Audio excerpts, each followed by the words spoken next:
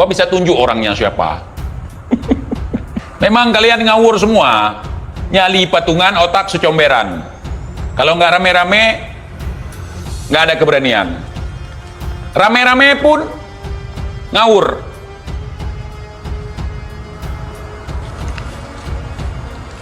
Jangan spam, jangan spam. Ini bukan bahas orang yang ngaku-ngaku nabi, lagi bahas orang ngaku-ngaku cucu nabi. TIJ jangankan ngaku nabi, ngaku cucu nabi aja belum pernah ya ikhwan. Jangan spam ya, gua tendang nanti.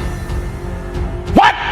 Indonesia tanah air beta, pusaka abadi nan jaya. Daripada jadi wali halu,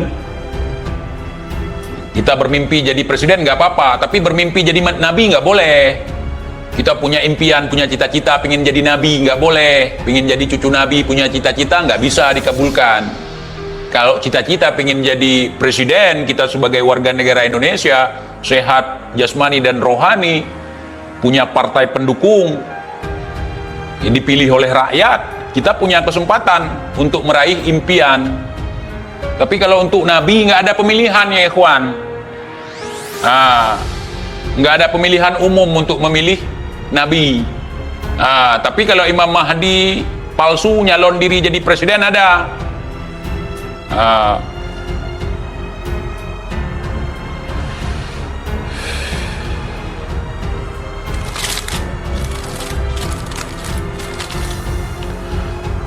Kalau Anies jadi presiden, TIJ jadi menhan, bukan, saya jadi juru parkir. Ini topinya sudah saya siapkan, parkir air. Terus,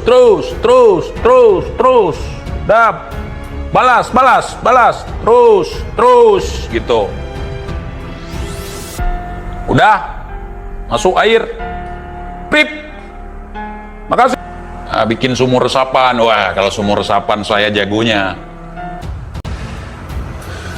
Sanggrahan, Mojokerto hadir, siap, salam.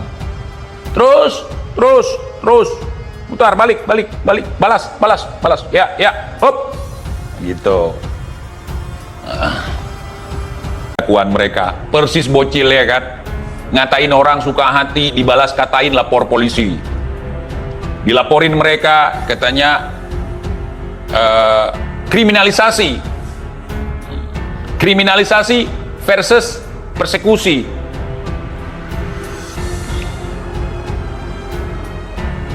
Mana? Nyak jelas baik pegah Pemali Aceh, betul. Apa gampungnya, entah mana lepak. Kayak kodok di bawah tempurung itu. Teriak-teriak orang lain cebong. Padahal dia kodok di bawah tempurung. Ada orang bersuara kebetulan dari Aceh, bikin malu Aceh. Tuh koruptor banyak sekali, coba nggak bikin malu Aceh itu. Koruptor di Aceh, kasus pencabulan, narkoba besar-besaran, udah kayak di Meksiko, udah kayak di Kuba. Nggak bikin malu itu. Oh enggak ya, karena ngasih duit ke saya pagi-pagi supaya saya gini di rumah dia. Nggak apa-apa, kamu nggak boleh jualan narkoba. Kenapa? Nggak boleh, itu haram. Nih buat kamu 200. Boleh, tapi jangan sering-sering ya, jangan sampai ketahuan lah. Tolong ya ikhwan, nggak bikin malu itu.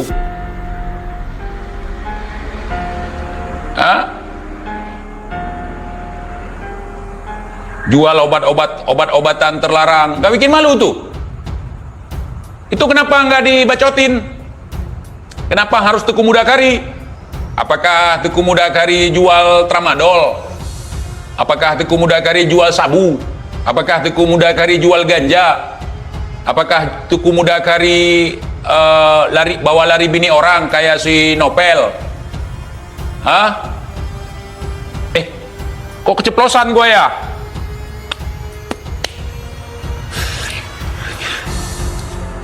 Mulut nggak bisa kompromi nih.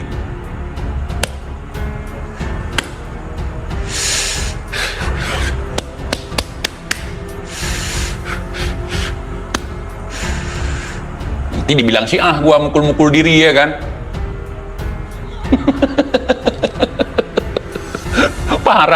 Parah ya kan, gorengan mereka. Kau pikir TJ nggak tahu apa-apa? Tahulah.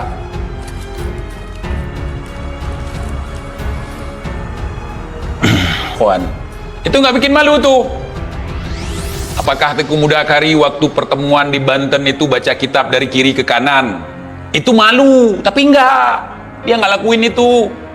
Apakah Teguh Mudakari waktu datang ke Banten pakai lipstik, kemudian pakai pensil alis? Enggak. Berarti nggak bikin malu dong. Terus yang bikin malu apa? Berdebat, melawan argumentasi dari pihak lawan. Itu biasa dalam diskusi, dalam debat. Biasa itu ya ikhwan.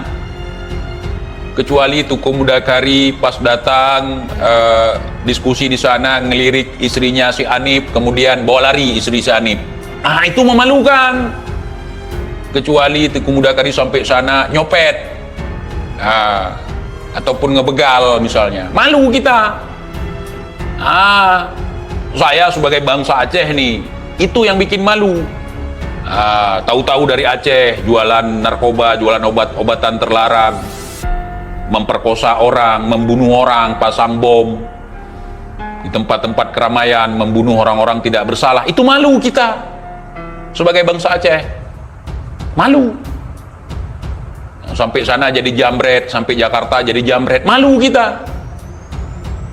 Kemudian minta sumbangan, udah pakai loreng nih, ini dengar nih, udah pakai loreng lengkap, pakai sorban lagi, pakai corong. Assalamualaikum warahmatullahi wabarakatuh.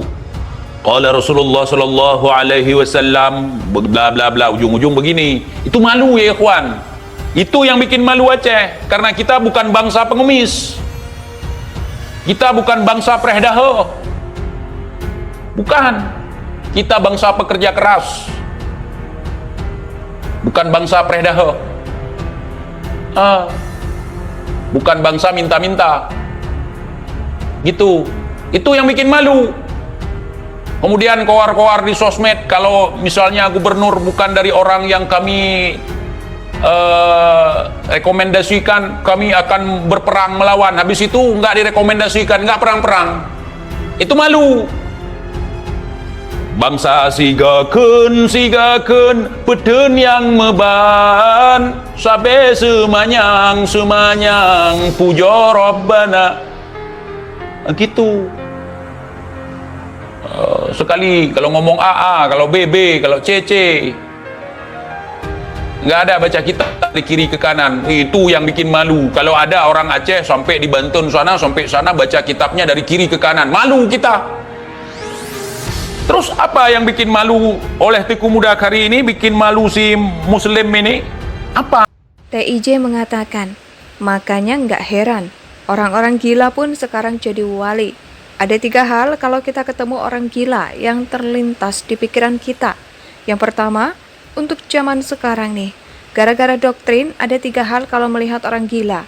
Pertama, kalian akan berpikir kalau itu waliullah. Nggak apa-apa untuk berhusnuzon, tapi jangan aneh-aneh. Yang kedua, kita akan berpikir bahwa itu adalah artis yang sedang buat konten prank, Baim Wong misalnya. Yang ketiga, kita akan menganggap bahwa orang itu adalah intel yang sedang menyamar. Betul tidak? Ujar TIJ. Teguh Mudakari tidak mewakili Aceh. Dia mewakili Kiai Imad.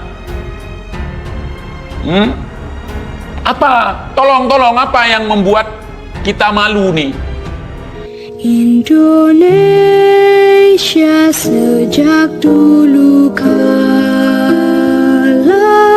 tetap dipuja-puja bangsa.